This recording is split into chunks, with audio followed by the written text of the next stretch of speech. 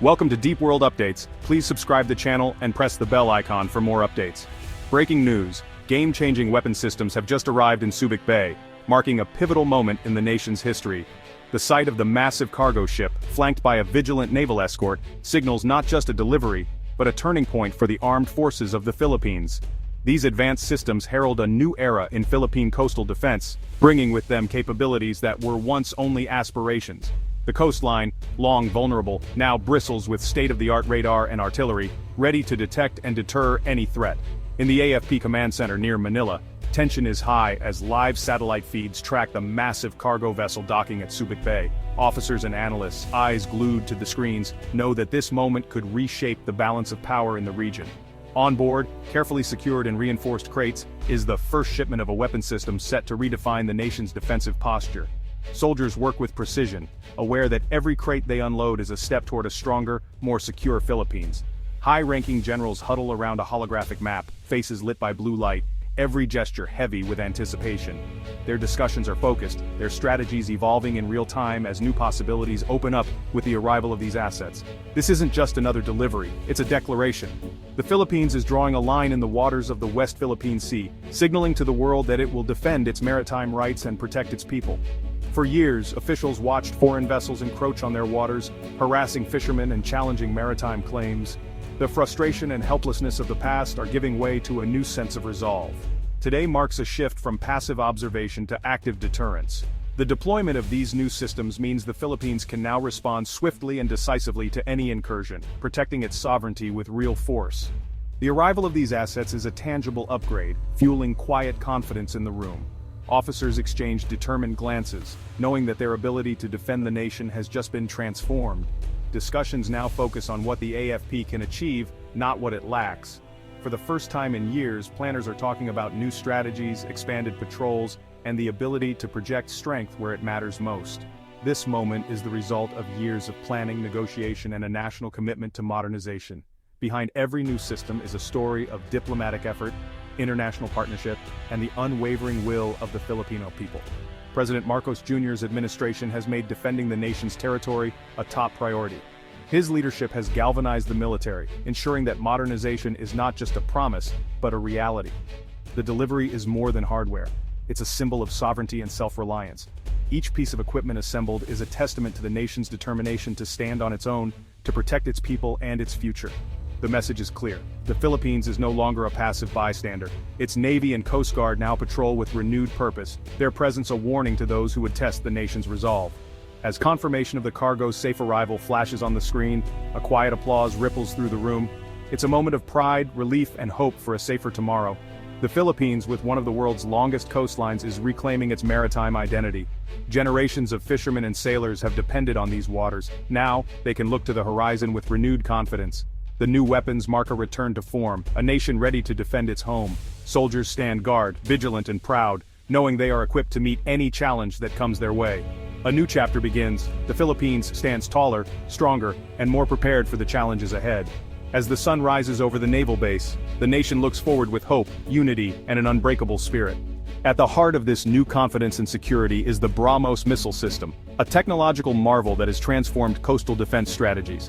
The BrahMos, a joint India-Russia creation, stands as one of the world's fastest supersonic cruise missiles, reaching speeds close to Mach 3, or nearly 3 times the speed of sound. Its development represents years of collaboration and innovation between two nations.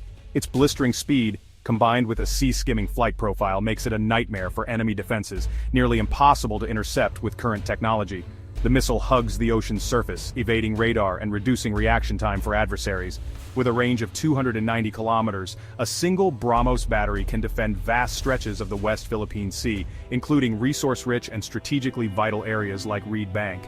This coverage ensures that key maritime zones remain protected from potential threats. Any unauthorized vessel entering this protected zone faces a credible, swift, and highly effective threat, deterring hostile actions before they can escalate.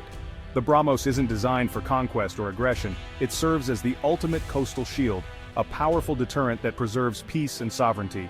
Mounted on mobile launchers, the BrahMos can be rapidly redeployed along the coastline, making it extremely difficult for adversaries to predict its location or target it effectively. This mobility grants the armed forces of the Philippines strategic flexibility, allowing for overlapping fields of fire and dynamic defense postures that can adapt to evolving threats. For Filipinos, the arrival of the BrahMos marks a significant leap in military capability and stands as a powerful symbol of national pride and technological progress. As these supersonic shields become an integral part of the defense network, they reinforce the nation's diplomacy with undeniable strength, ensuring that peace is backed by real, tangible power. The BrahMos headlines, but it's just one part of a sweeping Philippine Navy modernization. The fleet, once reliant on aging ships, is transforming with new warships like the Jose Rizal-class frigates, equipped with advanced sensors and missiles. Offshore patrol vessels and corvettes now patrol the South China Sea, faster and more durable than ever. New landing dock ships boost amphibious and disaster response capabilities. The most anticipated leap, the country's first submarine program, bringing stealth and intelligence gathering to a new level. Submarines force adversaries to rethink their strategies, acting as a powerful deterrent. Each new asset fills a specific role in a layered defense system. The goal, a balanced, integrated fleet that can secure sea lanes and defend sovereignty. The Philippine Navy is evolving from coastal patrol to credible maritime power. Modernization extends to the skies with the Philippine Air Force's new aircraft. FA-50PH Fighting Eagles, sourced from South Korea, serve as both trainers and light attack jets, restoring air combat capability. New C-295 and C-130 transports improve rapid troop and supply movement across the archipelago.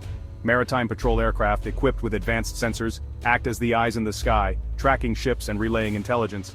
Black Hawk helicopters revolutionize tactical mobility, while AW-159 Wildcats give the Navy its first anti-submarine capability. These upgrades create synergy. Jets provide air cover, patrol planes guide ships, and helicopters hunt undersea threats. This integrated approach forms the core of the AFP's archipelagic defense concept. Navy and Air Force strengths combine for a unified defense network. The roar of new engines signals a nation securing its skies and seas. The Philippines isn't modernizing alone, it's strengthening alliances and building self-reliance. The U.S. alliance is revitalized with expanded base access and joint exercises under the Enhanced Defense Cooperation Agreement.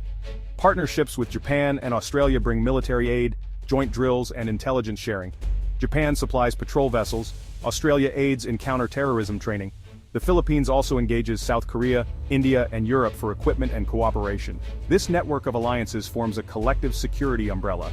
Simultaneously, the government is nurturing a domestic defense industry, building ships, manufacturing ammunition, and creating jobs.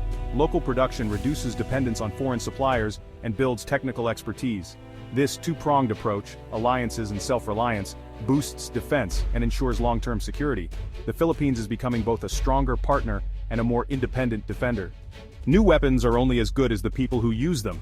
The AFP is overhauling training and doctrine, shifting from internal security to external territorial defense. Exercises like Balikatan with the US now focus on live-fire drills and joint maritime operations. Training with Australia and Japan hones technical skills and interoperability. Simulators for new platforms allow realistic, risk-free practice. New doctrines and command structures fuse intelligence from air, sea, and land for rapid decision-making. The modern Filipino warrior is now adaptable, tech-savvy, and ready to defend sovereignty in a complex world. The urgency of modernization is rooted in the West Philippine Sea's escalating tensions. China's sweeping claims, rejected by international law, have led to aggressive actions, harassing Filipino vessels, damaging supply boats, and intimidating fishermen. These gray zone tactics aim to assert control without open conflict. The South China Sea is vital, a global shipping lane, a source of food, and a potential energy goldmine. China's actions threaten freedom of navigation and regional stability. For the Philippines, the stakes are existential. This is their backyard, their resources, their sovereignty. Constant pressure is designed to erode Filipino resolve. That's why credible defense like the BrahMos is now essential. The Philippines has adopted a strategy of assertive defense, deterrence, transparency, and alliances. The first layer, deterrence through strength. New missiles, frigates, and jets make the country a tougher target. The credible threat of retaliation changes the calculus for any aggressor. The second layer, active defense and transparency. The Coast Guard and Navy patrol assertively, while journalists document and expose harassment. This global spotlight builds international support and makes denial harder for aggressors. The third layer, diplomacy and alliances. Working with the US, Japan, Australia, and others, the Philippines forms a united front for a rules-based order. These alliances provide diplomatic backing and military interoperability. Together, these layers form the core of the Philippines' strategy in the South China Sea. Assertive defense means standing firm, without provoking conflict, but ready to respond. President Marcos Jr. recently declared, "We seek no conflict, but we will not abandon our sovereign rights." His words echo the sentiment of a nation determined to protect its people and its future, while always choosing dialogue over discord. The message is clear: the Philippines stands for peace but will never compromise its dignity or independence. Modernization is self-preservation, not aggression, a commitment to peace backed by strength. By investing in advanced technology and training, the country ensures that its armed forces are ready to defend, not to provoke. This approach sends a powerful signal: the Philippines values stability and is prepared to safeguard its interest. The new weapons and revitalized armed forces have sparked national pride and confidence. Across the country, citizens feel a renewed sense of unity, knowing that their defenders are equipped and capable. This pride is not just about military might, but about the shared hope for a safer tomorrow. A more capable Philippines stabilizes the region and deters miscalculation. With a stronger presence at sea and on land, the nation helps prevent misunderstandings that could lead to conflict, promoting a climate of mutual respect among neighbors. By defending its territory, the country contributes to Indo-Pacific peace and security. Cooperation with allies and partners further strengthens this commitment, building trust and fostering collaboration for a more secure region. The challenges ahead are real, but for the first time in years, hope is tangible. People see progress and feel empowered, believing that the sacrifices made today will lead to a brighter, more peaceful future for generations to come. Modernization unites the nation in a common purpose, securing a future where Filipinos can thrive in peace.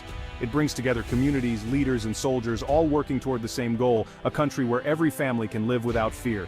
The story of new weapons is one of resilience and determination, a maritime nation reclaiming its role as guardian of its seas. Each ship and aircraft represents countless hours of dedication, training, and sacrifice by the men and women who serve. These ships, jets, and missiles are tools, but the true strength lies in the Filipino spirit. It is the courage, unity, and unwavering resolve of the people that truly protect the nation. The Philippines is building not just an arsenal, but a more secure and hopeful future for all. Every step forward is a promise to the next generation that peace, prosperity, and security are within reach, and that the nation will always stand firm for what is right.